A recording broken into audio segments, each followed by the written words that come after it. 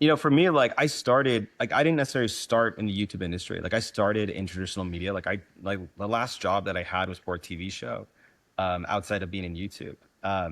And during that time, I started reading like 100 books a year, and I did that for about 10 years. And so a lot of my information just comes from other places because that's just what I'm generally interested in. Like that's why I watched YouTube because I just wanted to learn a lot. Like I didn't start watching YouTube because I was like, I'm going to be a YouTube strategist. I just liked learning, right? And once you have like all this info just in my head, to me, it just all looks the same. Like it doesn't, I don't see it as like, oh, this is how, you would go to approach writing a book. This is how you go to approach to like making a movie. This is how you go to approach making a YouTube video. To me, it's like, that's all the same thing. That's not different. The only thing that's different is its medium. And in the medium, there's different because of competition, viewer expectation or audience expectation, and how you're going to interact with it. This is where it actually differs, and also how it's going to be distributed. But ultimately, it's like you're talking about the same stuff, right? So if you're writing a book, you want that first damn line to be really, really, really, really good, the same you would in your first few words in a YouTube video. Same with your opening frames in a movie. He talks about in Whiplash, where he's like, openings are the most important thing to him because, like, if you fail here, you don't get them back after this, and that's like, I love that because that's what I talk about with YouTube all the time. Where it's like, yeah, if you lose them here, you don't get them back; they're gone, right? And so I think like that approach applies everywhere, not just in YouTube. And so what's helpful is like I think everyone should see YouTube like that. Like it's a new industry, and when you see a new industry, you should really think like, how do other industries do it? And then start applying that to this one. Otherwise, you're gonna be stuck copying like you'll have no other choice but to copy everybody else because you're either going to be innovating or just doing what the latest person has done. And that's where like other industries like television, movies, and authorship differ. Is they've been around for a long time, or more or less a long time. Like films have been around for like 100 years, TV shows about 60, 80, and books. I mean, as long as we've been able to write stuff down, like books have been around. But YouTube, 20 years. And it's like a baby, like very new. And I think people forget that. And like the internet is also pretty new. And I think people just forget how new this all is. And once you recognize that this is all new, that means there's so much more to be had that we have yet to figure out. Like right now, there's 100 million view videos sitting there waiting for someone to conjure up the idea. But nobody does it. They just don't because they're too busy. Like, oh, this was a 1 out of 10. I should copy this. They're too busy doing that because they lose track of the thing that's so obvious. And one of these days, someone's going to post that video and everyone's going to smack themselves in the head, be like, oh my God, why didn't we do that? Why didn't we come up with that? It's because you're too busy copying everyone else. And so I think like it's only helpful to look at everything else outside of YouTube. That's what I do these days. Like I barely look at YouTube for inspiration because I'm just gonna, if I do that, I'm gonna copy everybody else. It's not gonna help me. And so once you look at everything else except YouTube, you can only come up with original ideas because no one else is doing it. So interesting. And yeah, that's an advice you wouldn't kind of expect from even other people, or like I think everybody nowadays is just Yeah. copy everybody, copy what works, and somehow you will figure it out. But like this is, yeah, like it actually makes sense, like because human nature doesn't change. So people are using kind of the same principles, just like kind of wrapped up in a different way, you know?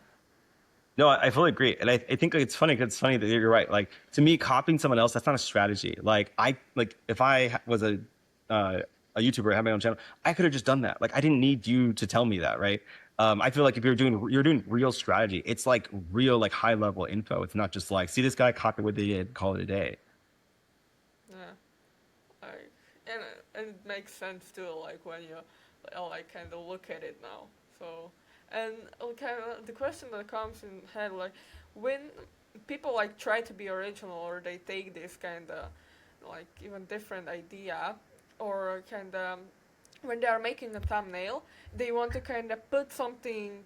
For example, if there's like designer, they want to kind of make it pretty, make it kind of give something from their industry, kind of add this thing and I add this thing. So how much do you need to kind of follow the rules of the game, of the YouTube game, and how much kind of can you let it flow, let even like your originality and kind of, especially when you are a beginner, like how much do you need to follow the rules and how much can you just kind of let your own kind of imagination go?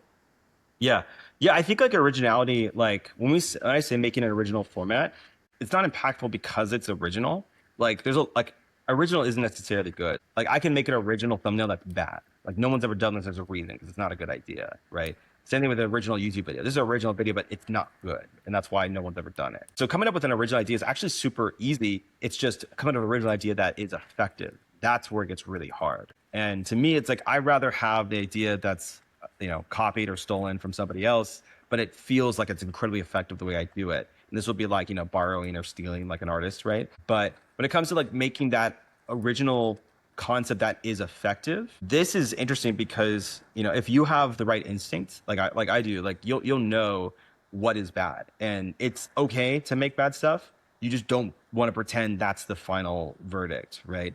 Like we did some thumbnails before for a client, and that's like we're just all right, we're trying to break down the fundamentals, like what even is a thumbnail, like what even is it? And so we start with this like white background, and we ask like, okay, how many things can I take away from the image before it is no longer working as a thumbnail, right? And so let's say you have like a face in it, but you have no text. And you're like, okay, does this do the job? The answer is probably no. It probably doesn't do the job. So you need a really, really, really good title now to help juxtapose this image with this face. But this face, and now with text that's like, says evil question mark with a little arrow pointing to him. This just did all of the work. We're like, oh, this juxtaposition just did everything. And if I took away that text, this no longer works as good as it used to. So you realize like, okay, what that teaches you is like, this text was super damn important. So what we pick here is going to be really critical, right? But this is like the easiest way of how anyone can come up with an original thumbnail that can be effective, is you just start with first principles, like what needs to be in this image. And what can you take out before it just stops working, right? And so start with faces, start with text, and then like start with like backgrounds. Like how plain can they be? Can they be as plain as possible? That's how I like to do it. Like I think your background should be very minimal, and then the things that stand out will kind of stand out on their own.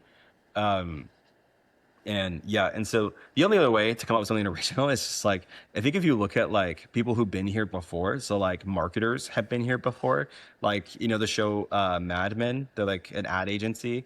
And you see like they actually talk about like what makes a good ad, what makes a good like bulletin board or poster or whatever.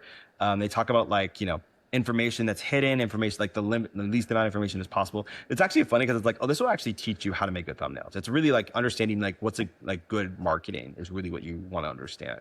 Once you understand that, then you'll start to understand like how to apply that to a thumbnail, even because what we're doing is very different. Like a bulletin board is like long-term getting you to buy a product, but a thumbnail is a immediate, we need you to click on this thumbnail, this video right now to watch it. And so once you understand like the outcome is different, it'll teach you like how to apply those tricks to a different industry to a thumbnail.